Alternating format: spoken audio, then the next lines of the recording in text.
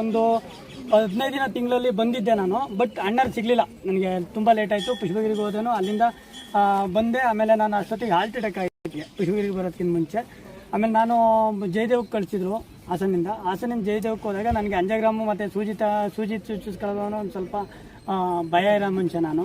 ಹಾಗಾಗಿ ನನಗೆ ಅಂಜಗ್ರಾಮ್ ಮಾಡಬೇಕು ಅಂದರು. ಸಣ್ಣದಾಗೊಂದು ಇದು ಮಾಡಿ ನರದೊಳಗಡೆ ಇಂಜೆಕ್ಟ್ ಮಾಡಿ ಅದನ್ನು ಹಾಲ್ಟಿಗೆ ಬಿಟ್ಟು ಚೆಕ್ ಮಾಡ್ತಾರೆ ಅಂತ ನನಗೆ ಏನೋ ಭಯ ಆಯಿತು. ಭಯದಾಗ ನನಗೆ ಅಂಜಗ್ರಾಮ್ ಮಾಡಿಸೋದು ಅಂತ ನನಗೇನೋ ಇಷ್ಟ ಆಗಲಿಲ್ಲ. ಬಟ್ ನನ್ನ ತಾಯಿ ನೆನ್ಕೊಂಡೆ, ಇಲ್ಲ ನನಗೆ ಅಂಜಗ್ರಾಮ್ ಏನೋ ಬೇಡ, ನಾನು ಬೆಳಕರಿ ಹೊತ್ತಿಗೆ ನನಗೆ ಡಿಸ್ಚಾರ್ಜ್ ಆಗಬೇಕು. ಅಲ್ಲಿಂದ ಅವರಾಗೆ ಇದು ನನ್ನ ತಮ್ಮ ಎಲ್ಲ ಅಲ್ಲಿಗೆ ಬಂದರು, ಅಂಜಗ್ರಾಮ್ ಮಾಡ್ಸೋಣ ಅಂತ ಪ್ರೆಷರ್ ಮಾಡಿದ್ರು. ಅವರು ಸಹಿತ ಏನು ಮಾಡೋಕ್ಕೊಡ್ದು, ಇಮಿಡಿಯೇಟಾಗಿ ನನಗೆ ಡಿಸ್ಚಾರ್ಜ್ ಮಾಡ್ಕೊಂಡು ಅವರೇ ಕರ್ಕೋಬೇಕು ಬೆಂಗಳೂರಿಗೆ ತೋರಿಸೋಣ ಅನ್ನೋ ಲೆಕ್ಕಕ್ಕೆ ಅಂತ ಅಂದ್ಬಿಟ್ಟು ಬೇಡ್ಕೊಂಡೆ. ಇಮಿಡಿಯೇಟಾಗಿ ಡಿಸ್ಚಾರ್ಜ್ ಆಯಿತು. ಅಲ್ಲಿ ಡಾಕ್ಟ್ರುಗಳೆಲ್ಲ ಹಿಂಸೆ ಕೊಟ್ಟರು, ಅಂತೂ ಅಂಜಗ್ರಾಮ್ ಮಾಡಿಸಿ ನಾವು ಗ್ಯಾರಂಟಿ ಕೊಡಲ್ಲ, ಸೈನ್ ಹಾಕಿ ಅಂತ ಎಲ್ಲ ಹೇಳಿದರು. ಬಟ್ ಅದು ನನಗೇನೂ ಇದು ಮಾಡಿಸ್ಲಿಲ್ಲ. ನಾನು ಧೈರ್ಯವಾಗಿ ತಾಯಿ ಮೇಲೆ ಭಾರ ಹಾಕ್ತೆ, ಅಣ್ಣನ ಮೇಲೆ ಭಾರ ಹಾಕ್ತೆ, ಡಿಸ್ಚಾರ್ಜ್ ಮಾಡ್ಕೊಬಂದೆ.